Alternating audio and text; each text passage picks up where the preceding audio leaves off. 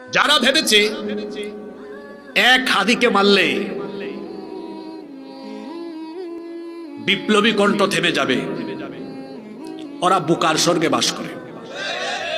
এক হাদির জীবন গিয়েছে, কোটি কোটি তরুণ আর যুবক এখন হাদির প্রতিচ্ছবি হয়ে তারা তাদের কণ্ঠকে বিপ্লবী কণ্ঠ বানাবে।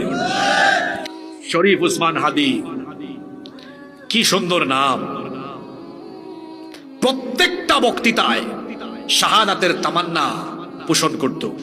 একটা কথা এখনো কানে বাজে, বলেছে একজন রাজনীতিবিদের মৃত্যু, যে দেশের জন্য, মানুষের জন্য, ইনসাফের জন্য, ন্যায়ের জন্য, সত্য প্রতিষ্ঠার জন্য কাজ করবে, তার মরণ তো ঘরে হতে পারে না। তার মরণ তো ঘরে হতে পারে না। সে তো কাপুরুষের মতো বাঁচতে পারে না, বরং সে বীর পুরুষের মতো সাহসিকতা নিয়ে এগিয়ে যাবে। হয়তো বা এই জন্য বলেছিল, আকাঙ্ক্ষা করেছিল, আশঙ্কা করেছিল যে হয়তো বা এই জন্য বুকে বা মাথায় গুলি লাগতে পারে, আমাদেরকে বুকে বা মাথায় গুলি করার আগ পর্যন্ত কেউ থামাতে পারবে না। এটা ছিল উসমান হাদির কথা। এবং আরো বলেছিল যে আমি লম্বা হায়াত পেয়ে আল্লাহর কাছে গেলাম, কিন্তু আমার জীবন মানুষের জন্য কোনো ধরনের ইম্প্যাক্ট, প্রভাব তৈরি করতে পারলো না।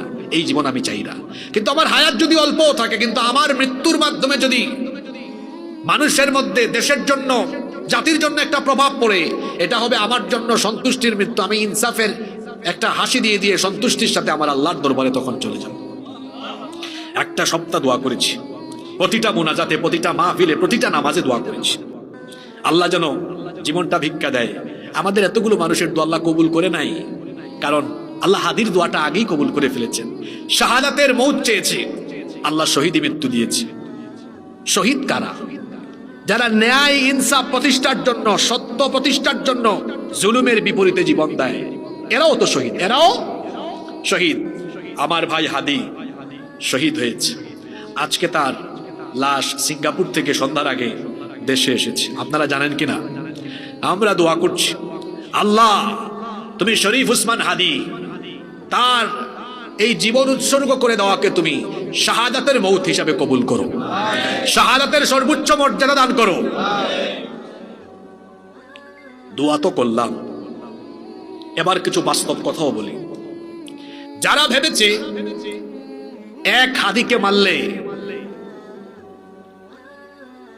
বিপ্লবী কণ্ঠ থেমে যাবে, ওরা বুকার স্বর্গে বাস করে। এরা ব্যাককল, এরা বেয়াকুব। কারণ হলো, নাদানের দল, তোমরা বুলেট, বোমা, গুলিকে ভয় পাও, আমরা এগুলোকে ভয় পাই না। কারণ আমাদের পূর্বপুরুষ থেকে আমরা এমন এমন সিলসিলা এসেছি, আমাদের সিলসিলাটা বড় অবিস্মরণীয়। সিলসিলা মানে বুঝুন তো, আমাদের পূর্বপুরুষদের থেকে আমাদের পর্যন্ত আমাদের সিলসিলা, এটাকে আমরা বলি শাহাদাতের সিলসিলা। আমরা এমন চেতনা আমাদের মধ্যে লালন করি, যেটা আমাদের পূর্বসূরীদের থেকে আমরা পেয়েছি। আমাদের পূর্বসূরীরা বদরে, উহুদে, খায়বারে, খন্দকে তাদের ডানে বামে, সামনে পিছনে, বহু গিরিপথে, চিপায় চাপায় তারা বহুজনের লাশ দেখেছেন, বহু শহীদদের মৃতদেহ পড়ে থাকতে দেখেছেন। তারা তো থেমে যাননি, তারা ইনসাফের পতাকা নিয়ে আরেক হাতে তরবারি নিয়ে সামনে গিয়েছেন। রক্তের নদী আর সাগর, রক্তের নদী আর সাগরে সাঁতার কাটতে কাটতে ন্যায় ইনসাফের ঝান্ডা নিয়ে তারা সামনে এগিয়েছেন। কখনো কোনো পেশি শক্তির সামনে তারা মাথা নত করেননি। এদেরই উত্তরসূরি হয়ে সিলসিলা এই পর্যন্ত এসেছে। বুকার দল, তোমরা যদি মনে করো আমরা এখন ভয় পেয়ে যাব, তাহলে বুকার স্বর্গে বসবাস করছো। আমরা তো সেই সে জাতি যারা কিনা সিনাকে টান টান করে গুলি, বোমা, গুলি, রকেট, গুলি, বুলেট, বোমার সামনে দাঁড়িয়ে থেকে অকাতরে আমরা আমাদের জীবন বিলিয়ে শাহাদাতের সুধা পান করি। তাও আমরা জালিমদের সামনে কোনোদিন এক সেকেন্ডের জন্য আমরা কোনোদিন মাথা নত করিনি। আমরা সেই জাতি, আমাদেরকে থামাই দিবা? ব্যাককলের দল, বুকার স্বর্গে বসবাস করছো। এক হাদির জীবন গিয়েছে, কোটি কোটি তরুণ আর যুবক এখন হাদির প্রতিচ্ছবি হয়ে তারা তাদের কণ্ঠকে বিপ্লবী কণ্ঠ বানাবে।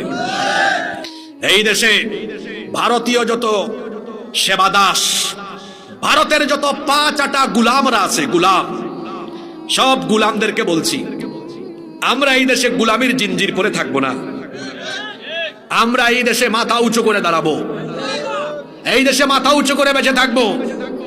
তোমাদের প্রভুদের কোনো এজেন্ডা আর কোনোদিন এই দেশে বাস্তবায়ন, যদি স্বপ্ন দেখে থাকো এটা দুঃস্বপ্ন হবে।